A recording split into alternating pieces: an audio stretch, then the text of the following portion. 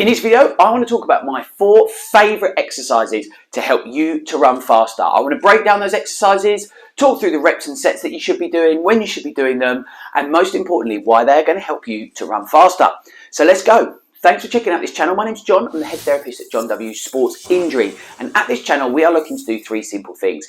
Help you to understand your body better so you can get rid of pain, injury or weakness and ultimately strive forward to hit your health and well-being goals. So who doesn't want to run faster? Let's be honest, no matter what sport or exercise we do, we always want to be able to run faster. But if you're anything like me when it comes to running, sometimes I fall in the trap of just continually going out for runs in the hope that that's going to make me run faster. But what we do know is that an element of cross training and ultimately strength training is going to make a fundamental, crucial part of any running training program. So what I wanted to do today was just give 4 simple exercises that I think are going to help you to run faster. So let's talk through these exercises. And the first 2 exercises are our single leg squats and our single leg calf raises. Why we do these is that they help break down the fundamental stages of running. So if we start with exercise number 1 being the single leg squat, here what we're looking to do is strengthen in what I call the loading phase. So when we go through a single leg squat, we're looking to drive that knee over the toe in a single leg position, which if we break down running is exactly what we want to do. When we plant our foot onto the floor, the movement that then happens is a loading phase where the knee goes over the toe. So if we can be strong using those muscles and have the ability to load very well and build up all of that energy, that is going to help us to go run faster. And that then leads us into the propulsion stage. So once we load, we then use all that energy to propel us forwards. And that's where the single leg calf raise comes into play. So what we're looking to do here is place one leg behind the other and just to drive up onto those toes. So what we're doing here is really mimicking that effect of running, that propulsion forwards. The ability to push yourself forwards and drive forwards is going to help you to run quicker. So the third exercise that I really like to do as part of any running training program is a glute bridge. So on a glute bridge, what we're looking to do is lie on our back, lift our hips up off of the floor, and then we make this the single leg variety when it comes to strengthening for our running. So with the other leg lifted, what we look to do is drive our bottom down towards the floor and then drive it back up again so that those hips come into that straight position. Now, why do I like this exercise? Well, ultimately, what we're looking to do here is work what we call the posterior chain. These are our back muscles. So by that, we're talking the sort of glutes and hamstrings and things, because these move our hips backwards or into hip extension. Now, if I explain this, we want to run forwards. So why are we working muscles that help to move our hips backwards?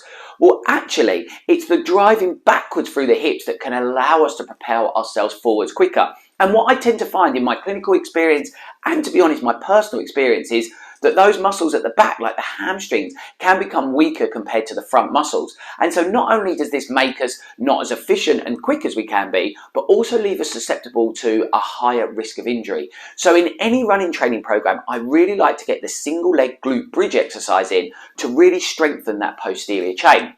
And now the final exercise is an exercise that I call hip drops or heel drops sometimes. Now, what you want to do is find something like a step. You can see me using a exercise step here, but this could be the lowest step at home.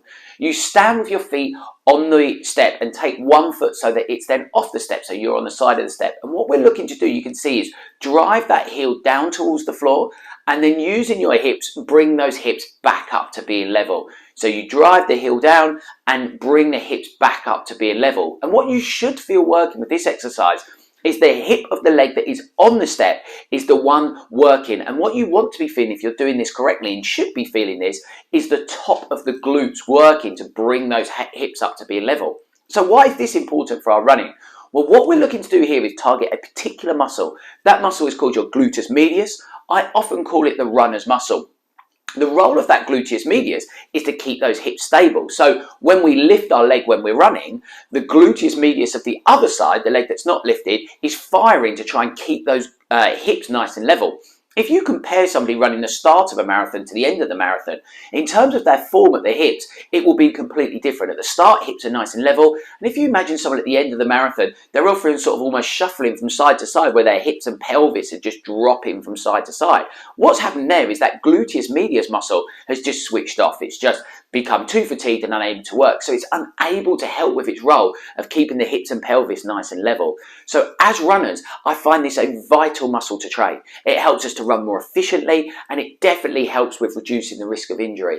So by putting this exercise into your running program as well, that's going to give you a complete package of 4 exercises to be able to help you not only to run quicker, and also to reduce your risk of injury, which ultimately, as runners, or even if we're just looking to run faster, playing sports like football, rugby, tennis, any sport where you need to run quickly, this becomes a vital part of your program.